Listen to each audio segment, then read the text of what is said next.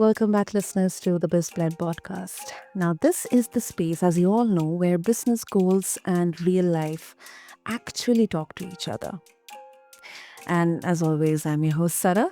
And today we are talking about something that may sound simple on a code card, but it feels messy in real life.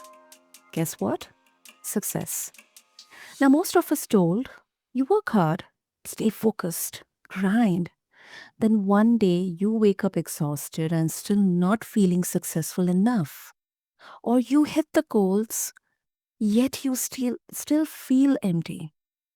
So, what are we really chasing? Is it achievements or is it alignment? Listeners, my guest today has been sitting in the front row of that question for more than 20 years. Now, Michael T. Brown is a licensed professional counselor and also the principal of Brown's Leadership Consulting. He has spent 2 decades empowering individuals, families, businesses, and communities. He has also trained resilience educators with Why Try, worked with the DC Office of the Attorney General on violence interruption, and he has written 2 books, Born to Achieve and A Beautiful Challenge. And listeners, what I love about his journey is that he does not just talk about success from the stage. He has sat with people in crisis, in classrooms, in boardrooms, in communities where success is not a buzzword, it is a survival. So today we are going to strip success of its Instagram filter or the TikTok hashtags and whatever. We will talk about achievement, pressure, community, and what it actually takes to build a life that feels worth waking up to. Michael, welcome to this plan, and I'm really, really glad you are here with us. Donna, thank you for having me. I'm very pleased to be with you. Beautiful. That's beautiful. Michael, this is really, really amazing because, yes, it is very easy to um, maybe, share something on social media or just print something on a quote card or a poster and just put it on the wall writing about success. But um, when you look at your work with individuals and communities alike, how do you personally define success today? Like not the textbook version, Yeah. but your version. Well, thank you for having me, and I appreciate what you're doing through this platform, educating, your listeners. When I think of success, 2 words really stand out. One is service, and the other is leadership. I think a life of service when we not just don't think about what we can get, but what we can give. In many ways, success, from my perspective, is about adding value to others. And that's what I think is at the core of leadership as well. One of my favorite definitions of leadership is that leadership is influence. And that's good news, right? The idea that all of us can influence others in a positive way, whether that's, you know, carrying a lofty title or whether it's carrying a towel of service, showing up, figuring out, right, how we can add value to others. Because often when we'll add value to others and serve others, Mm. success for us personally flows from that. You think a great business, right, adds value to customers. They're serving others. And as a result, that business tends to flourish and thrive when they're meeting a need. So when I think of success, I think about that journey towards service and leadership, adding value to others.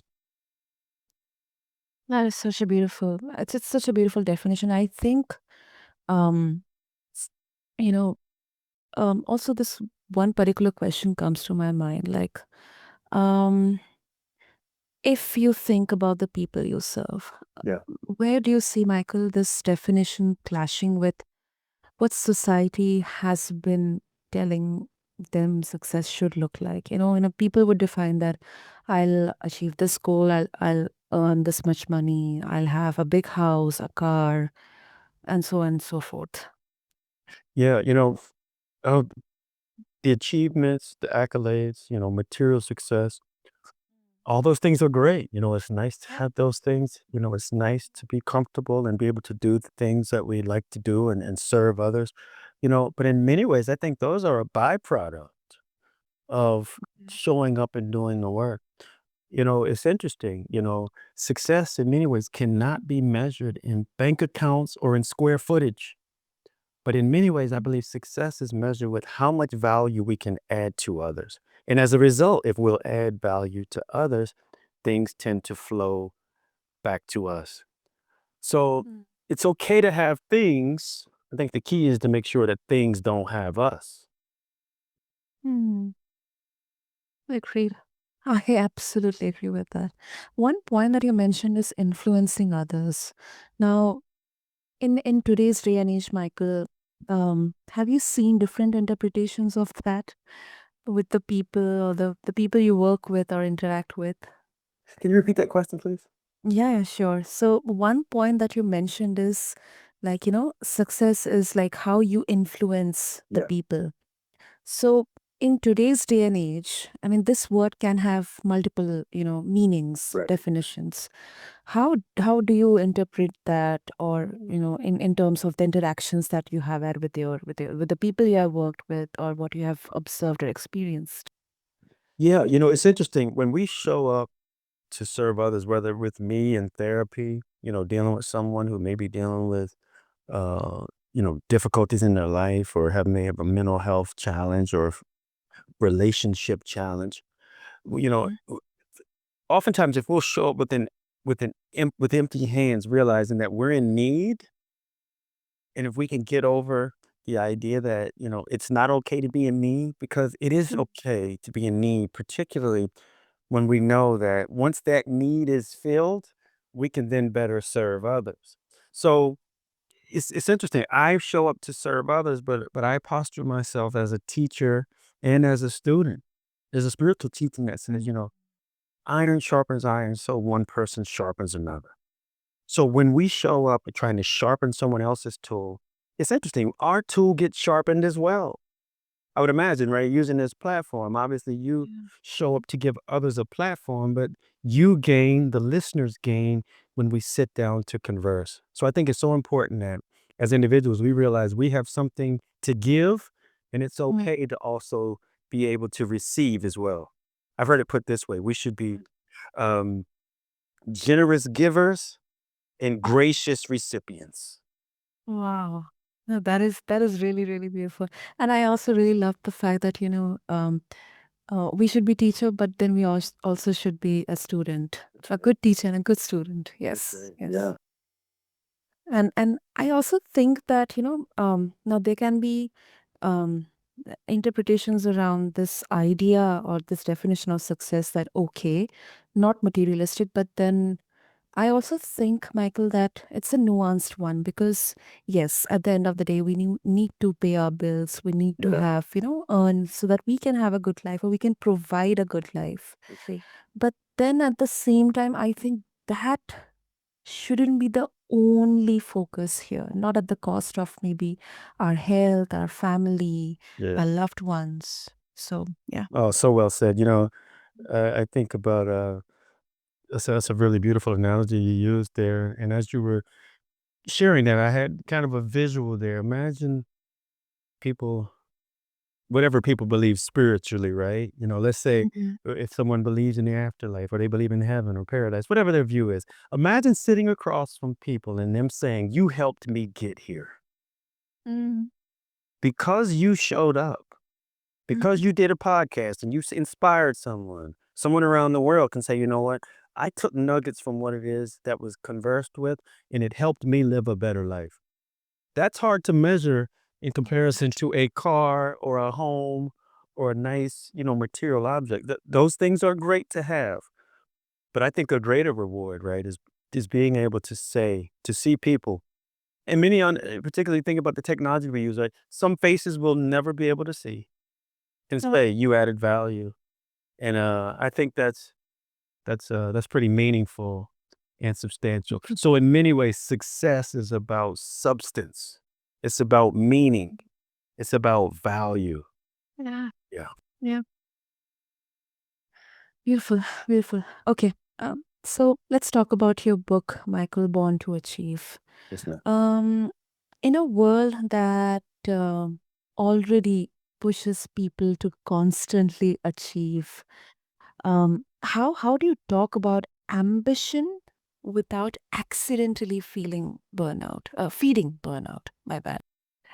No, no, no. Very well said. I think I like using the analogy, the difference, the finding the right balance between ambition and gratitude. So if you can imagine on one hand, ambition says, I want more. There's Mm, more to accomplish. There's more to achieve. There's more to attain. And that fire really matters. It's important to be ambitious. It's important to be ambitious with the right motives, the right mm, intentions, right? Is it self-ambition?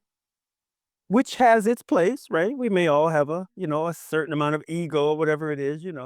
But at the end of the day, if the intentions of our ambition are healthy and positive and add value to others, that's a good thing. We should keep that fire burning. Realize, right, there's always more to accomplish. There's more lives to reach.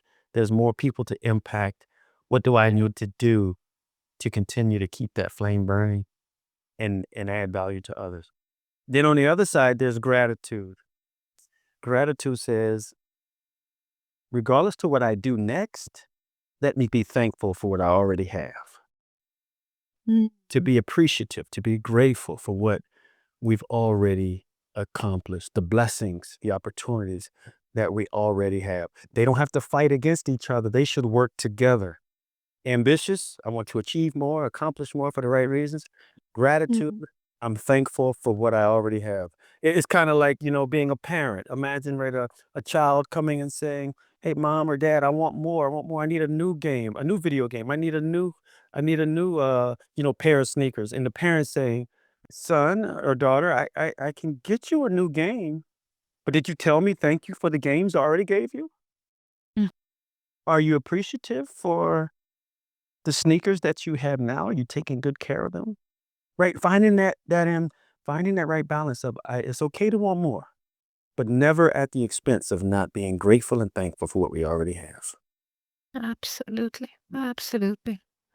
And this is such an important point that you highlighted, Michael, because I think there is this generational shift that, I come from a generation which has seen the pre-technology and post-technology, Yeah. where we didn't have anything. We didn't have Zoom. We didn't have anything.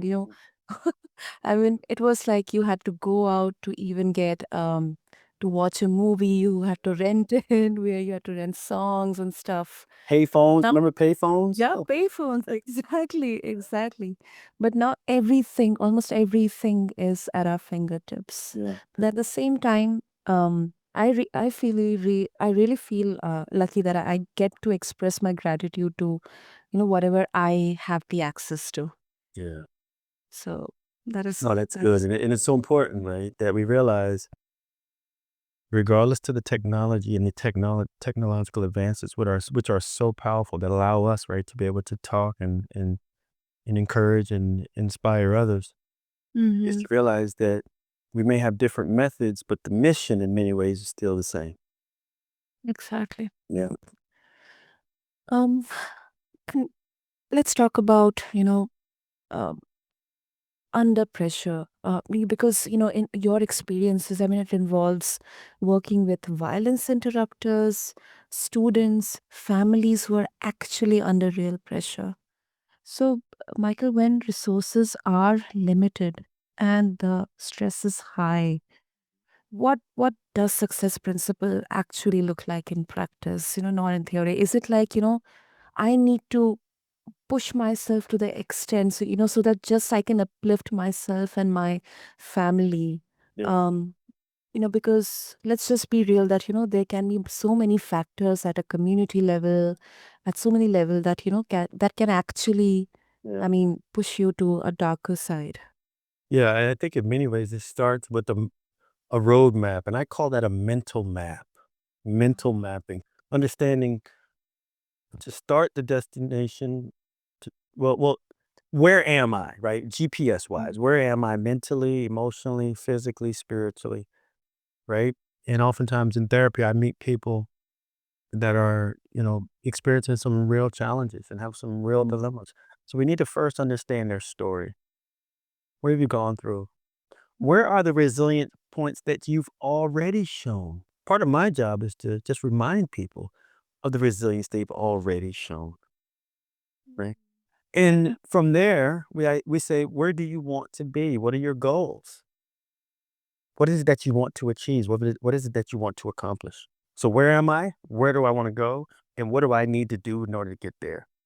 Are there triggers or traumas from our past that I need to go back and address or deal with Mm. or heal from? Sometimes that may be, getting into therapy and dealing with some of those traumas and those wounds. Now, we know we can't change what happened to us, Exactly. but Yeah. we can change our perspective of what happened to us. We can get healthier coping skills. We can Mhm. channel that energy into something positive.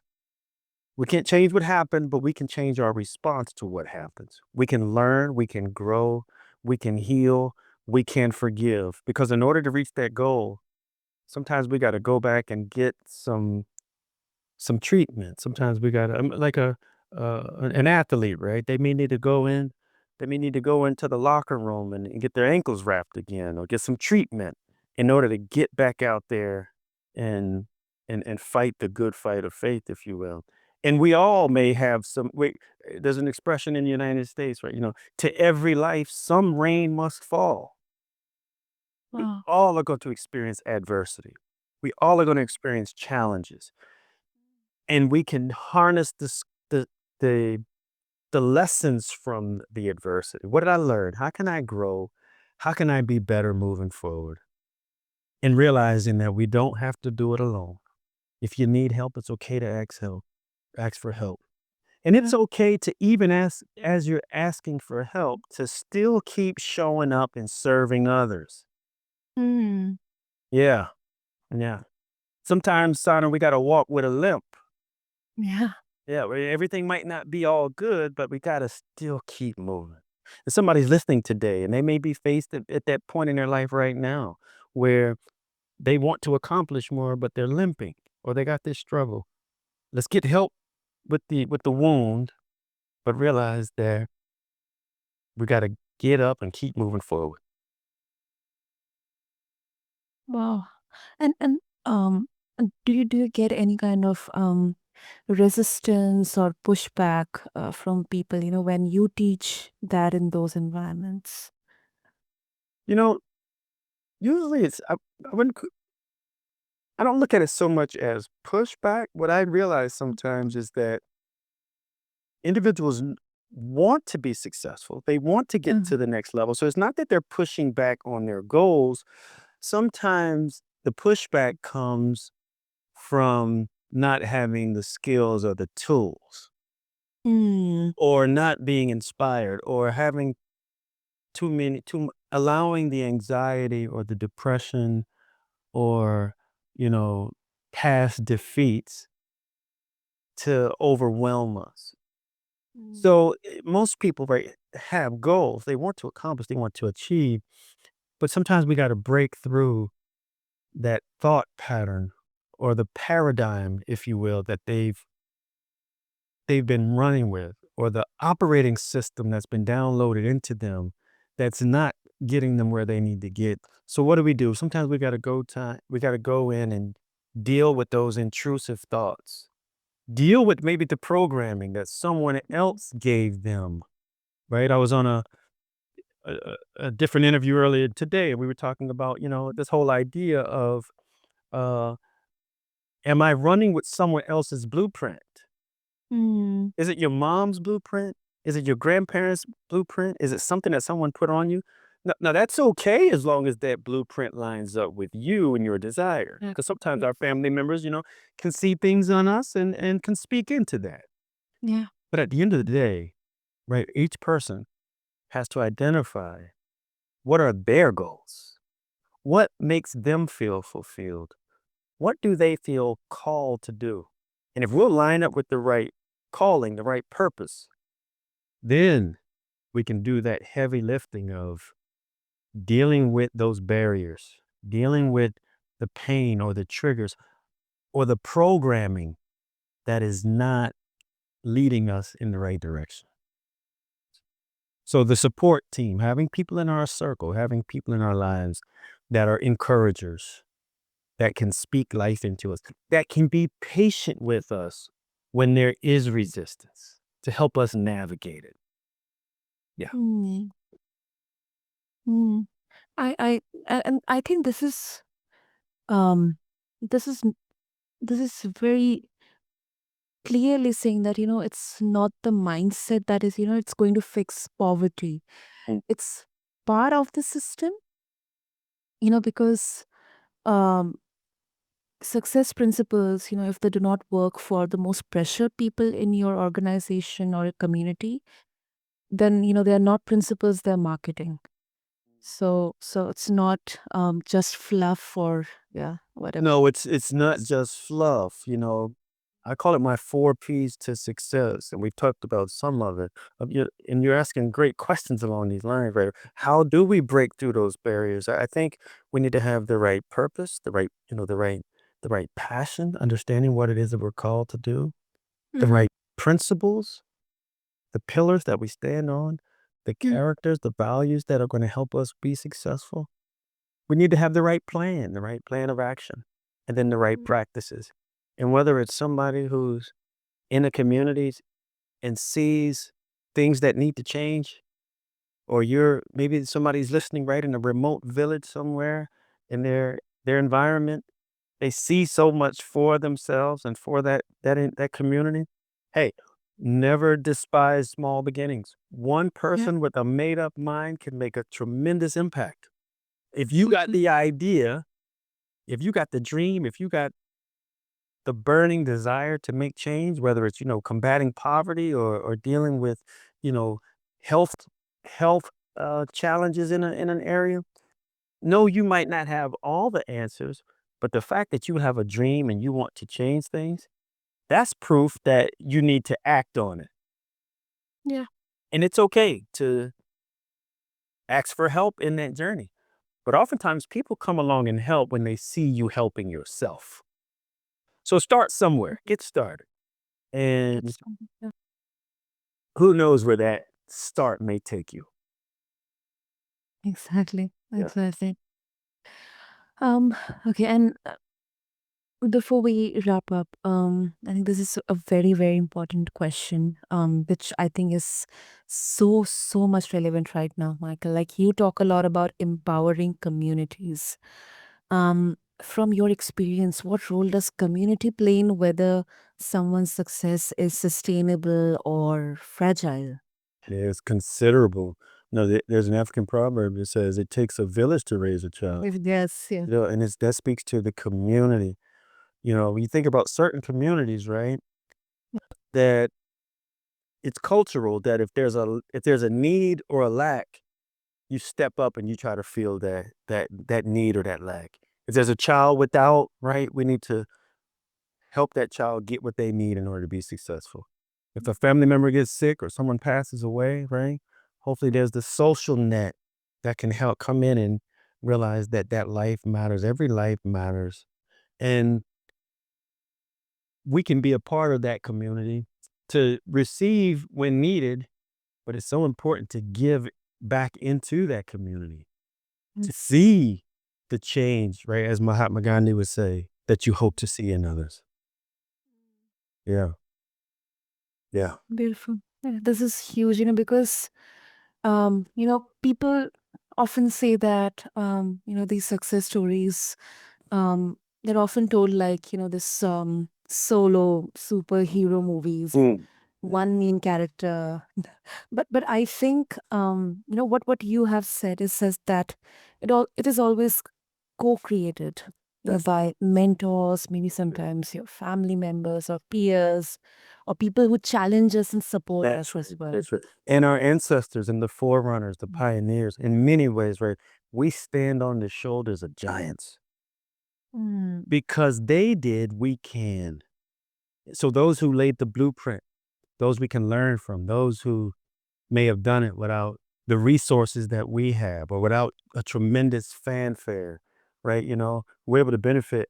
Just think about it. Here I am in the United States, you're in India, and we're using a platform that we had nothing to do with creating, Yeah. right? We're direct beneficiaries, right, of work that other people have done. And the good news is that, right, we get to make an impact ourselves and leave a legacy and That- add value to the lives of others. Yeah. Exactly. Beautiful, beautiful. Michael, before we wrap this very, very powerful conversation, I'm very sure listeners would be so much eager to connect with you and explore more about the success principles and your books. So, what would be the best medium to connect with you? Yeah, there's several ways they can reach out. I'm over on X, formerly known as Twitter, at mtbrown98. They can also contact me, by doing a Google search, my name, Michael T. Brown, or my website, brownsleadership.com. And if somebody wants to email me directly, they can email me directly. I'd be open to that at email@brownsleadership.com. That's email@brownsleadership.com. Super, super. Listeners, I'll have all these videos and the links in the show notes. So just refer to them along with this episode on whichever platform you listen to your podcast to. And you know, we heard we heard today that success is not a one-line mantra. It is how your values show up when life is stressful, when it challenges you. It is how you treat people when you have power. It is whether your achievements line up with the story you want your life to tell. Michael, thank you so much for this really grounding and powerful conversation. Thank So you. thank you for having me, and I appreciate the opportunity to speak with the listeners and keep up the good work you're doing. Thank you so much. And Michael, I must also appreciate the work that you are doing with families, individuals, organizations, communities, because it is so much needed right now. Thank you. God bless. And to all the listeners, thank you for devoting your time to listen to this episode on the Discipline Podcast. If this conversation hit a nerve for you, share it with someone who is in the middle of grinding for their goals. And maybe they need a more human definition of success. I'm Sana. This is Biz Blend. And until then, thank you so much.